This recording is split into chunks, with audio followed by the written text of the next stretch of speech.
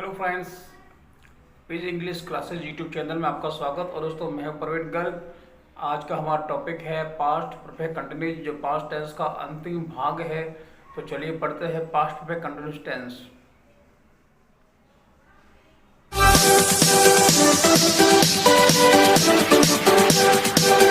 तो चलिए फ्रेंड्स, पढ़ते हैं the past perfect continuous tense. Past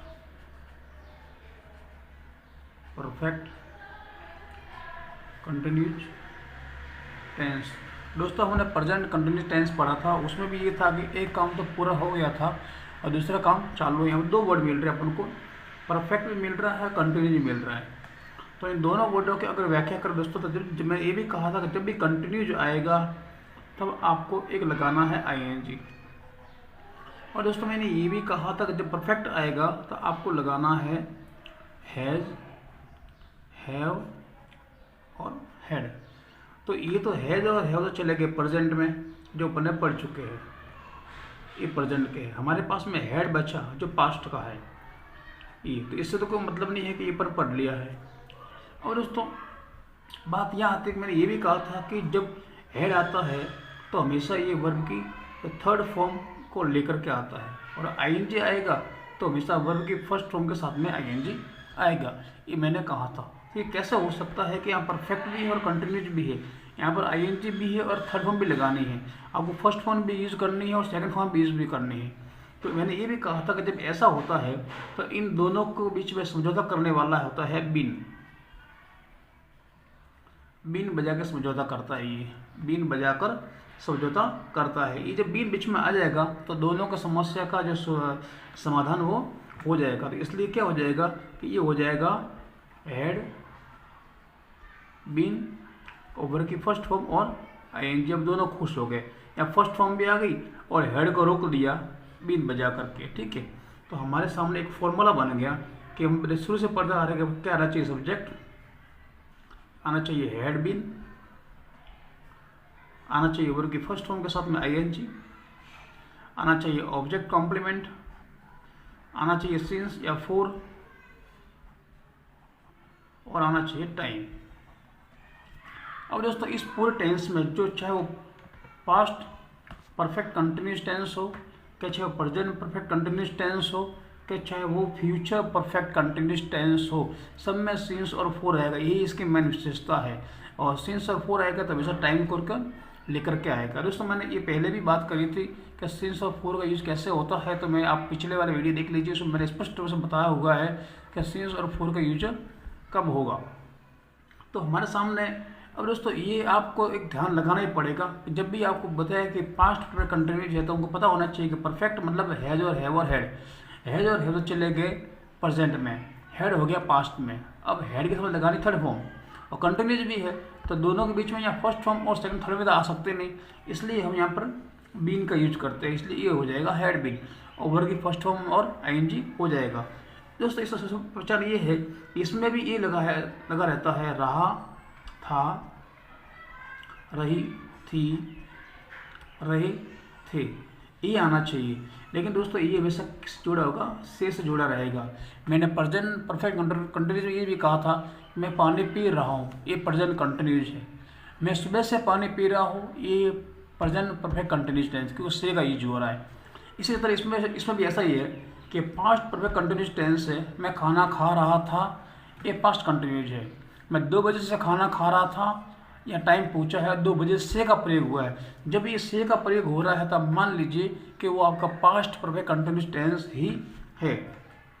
तो मैं फिर आपको बता देता हूँ कि अगर सिंस है, सिंस लगाना है तो ये पॉइंट ऑफ टाइम है, मतलब आपको फिक्स समय होता है, फिक्स टाइम दिया हुआ होता है, उसमें ही आपको सिंस लगाना है। सुबह एक बार होती है तो सिंस लगाना है, मॉर्निंग एक बार आती है तो सिंस लगाना है, नाइट एक बार सिंस होती है, दोपहर एक बार आता है सिंस लगाना है, पूरे दिन में 2 बजे आ रहा है मतलब सिंस लगाना है, क्योंकि 2 एक बार बजते हैं।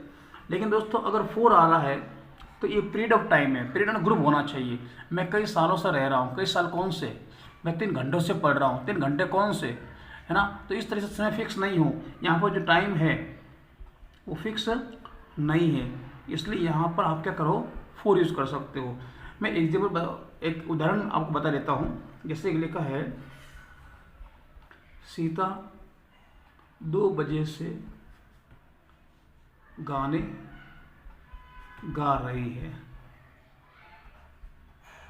ये तो उससे आ गया 2 बजे से गाने गा रही है। अगर सीता ऐसा होता कि सीता गाना गा रही है तो पास्ट कंटिन्यूस हो जाता, लेकिन 2 बजे से आ गया है, मतलब एक काम तो पूरा हो गया है और दूसरा काम भी चालू था, तो यहाँ पर था लगाना आपको, ठीक है। तो 2 बजे से गाना गा रही थी, तो यहाँ पर गाने वाली कौन, सीता सब्जेक्ट है, क्या गा रही है, गाना, वर्ब है, रा रही आ गया, या वर्ब हो गई, ऑब्जेक्ट हो गया गाना, 2 बजे ये हो गया आपका टाइम। रूल्स क्या बोलता है कि पहले कह रहा सब्जेक्ट सीता, हैड बीन लगेगा, ऐसे सिंगुलर को प्लूरल हो, हैड बीन सिंगिंग सॉन्ग्स, गाने आ रहा है ना, बहुवचन है सॉन्ग्स, और देखो 2 बजे आ रहा है तो सिंस आएगा, सिंस 2 o'clock ये आ गया। लेकिन ऐसा होता कि सीता 2 घंटे से गाना गा रही है, 2 घंटे से गाना गा रही है, तो 2 घंटे कौन से पता नहीं, सुबह का शाम के फिक्स टाइम नहीं है, तो 4 लगेगा। तो सीता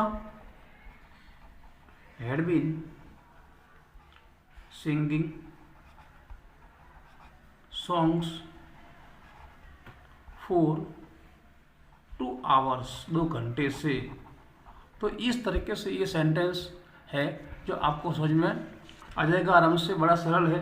तो दोस्तों आपको यही ध्यान रखना है कि जब भी परफेक्ट कंटिन्यूस जाएगा तो आपको बीन यूज करना है और सिंस 4 का प्रयोग करना है। सिंस कैसे लगेगा मैंने आपको बता दिया। अब इसका नेगेटिव होता कि सीता 2 बजे से गाना नहीं गा रही थी, तो मैंने कहा था कि हेल्पिंग वर्ब के तुरंत बाद में ही नॉट आना चाहिए।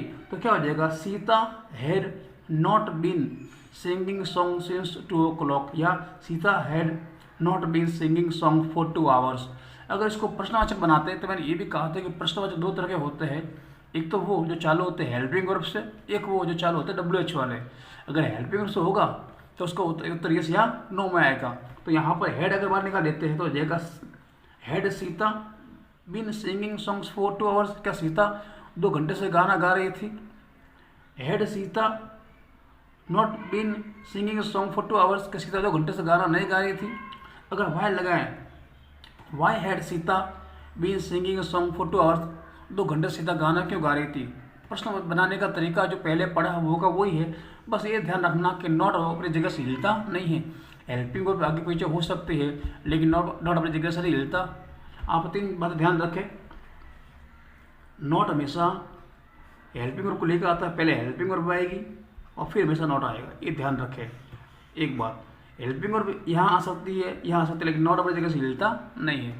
तो दोस्तों ये था आपका पास्ट परफेक्ट कंटिन्यूअस टेंस। दोस्तों आपको ये समझ में आ गया है, समझ में आ रहा है, अच्छा लगा है तो इसको शेयर करें, लाइक करें, सब्सक्राइब करें। मैं फिर आऊँगा एक नई वीडियो के साथ में, तब तक के लिए थैंक यू, बाय बाय।